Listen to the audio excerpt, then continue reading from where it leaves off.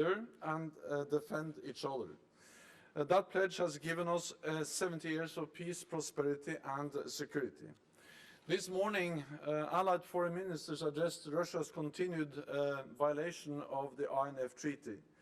By fielding multiple battalions of SSC-8 missiles, Russia has made the world a more dangerous place. The United States and other allies have tried to engage with Russia about this missile system for several years. We all agree that Russia continues to be in violation of the treaty. And today, we all once again call on Russia to return to full and verifiable compliance with the INF Treaty. But time is running out, so NATO is preparing for a world without the INF Treaty. Today we discussed the way forward and what potential measures we can take should Russia not return into compliance. We will not mirror what Russia is doing. We will be measured and coordinated, and we have no intention of deploying ground-launched nuclear missiles in Europe. At the same time, NATO will continue to maintain credible and effective deterrence and defense. And all allies are strongly committed to arms control and non-proliferation. Russia's ongoing violation of the INF Treaty is a pattern of destabilizing behavior. Russia used force to illegally annex Crimea from Ukraine and continued its military build-up across the region. We call on Russia to release the Ukrainian sailors and ships it seized last year near the Sea of Azov. And we discussed what more we can do to enhance our security in the Black Sea region. We agreed a package of measures to improve our situational awareness and to step up our support for both Georgia and Ukraine in areas such as training of maritime forces and coast guards, port visits and exercises, and sharing information. This will build on our already close cooperation. Right now, one of NATO's naval groups is on patrol in the Black Sea, and today it is exercising with Ukrainian and Georgian ships. So we will maintain our focus and our presence in this vital region. And with that, I'm ready to take your questions.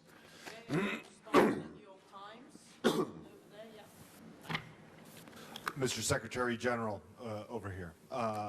I wanted, you outlined today and yesterday in your speech the sort of strong steps NATO has taken to deter Russia in Europe. Mr. Trump has talked consistently and mentioned it in his meeting with you about better relations with Russia. Is it time to emphasize deterrence less and dialogue more? How do you sort of balance between those two? For NATO and for me and for all allies, there is no contradiction between deterrence, defense and dialogue. Actually, we strongly believe that as long as we are strong, as long as we are united, as long as we adapt to the actions of a more assertive Russia, respond to that, then we can also engage in dialogue. One of the main reasons why we now are able to engage Russia in dialogue as we do on many issues, risk reduction, arms control, Ukraine, and so on, that's exactly because we are united and exactly because we have shown by the increased readiness of our forces, by the increased military presence in the eastern part of the alliance, that we are united. So this is about a dual-track approach, deterrence, defense, and dialogue. And we will continue to pursue that dual-track approach, and it was strongly supported by all the allies in the meeting we just ended. Once again, a question on burden sharing. Has Germany again been subject of discussion? And if so, is it only the USA criticizing Germany for falling short, or also other countries?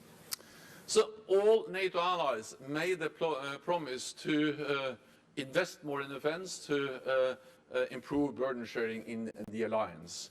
And I expect, and all allies expect, that allies deliver on what they have promised. The good news is that that is exactly what is now happening. because after years of reducing defense spending, all allies have started to invest more.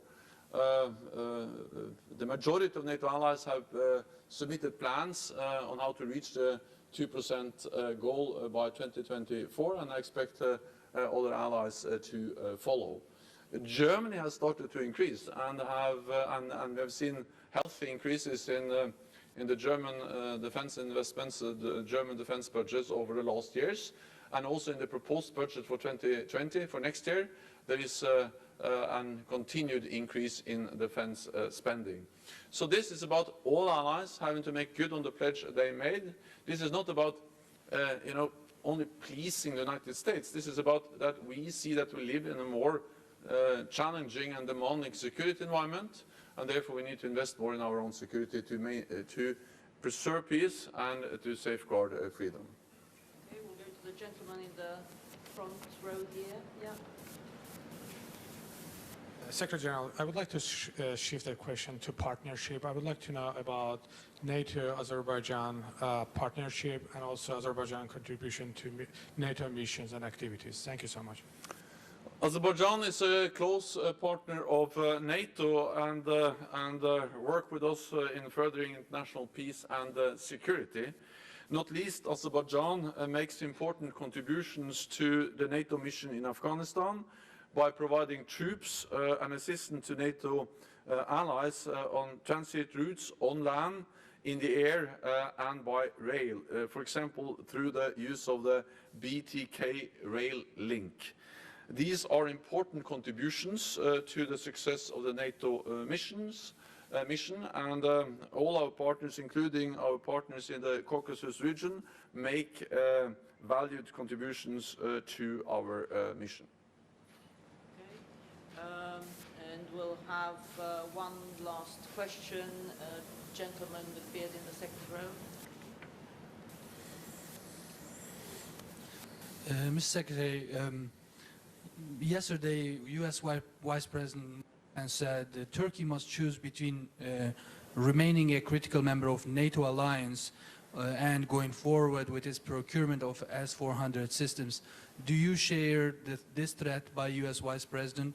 Is Turkey's procurement of U.S. 400s a red line for its membership to the NATO alliance? Thank you.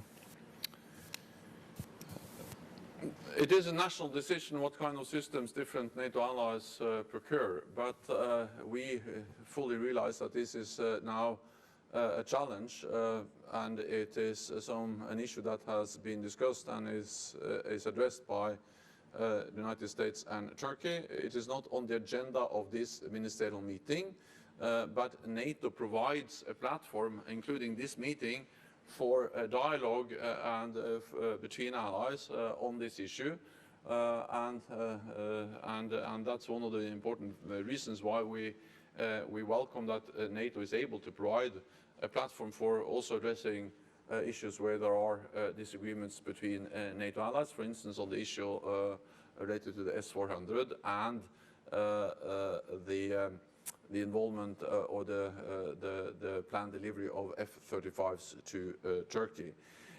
We have to remember that NATO is augmenting the air defenses of Turkey. We do that by deploying Patriot batteries, Spanish Patriot batteries to Turkey, and also Italy is deploying SAM-T batteries, augmenting the Turkish air defenses. I also welcome the fact that there is ongoing dialogue between the United States and Turkey on delivery of Patriot systems to Turkey, and also that there is dialogue going on between Turkey, Italy and France, looking into the possibility of delivering a French-Italian system, SAM-T. I hope that it's possible to find a solution to this issue, because we see now that this is an issue where there is disagreement between two allies, Turkey and the United States. Thank you very much. I know there's lots more questions. Unfortunately, that's all we have time for at this moment. There will be more time at the last press conference. Thank you.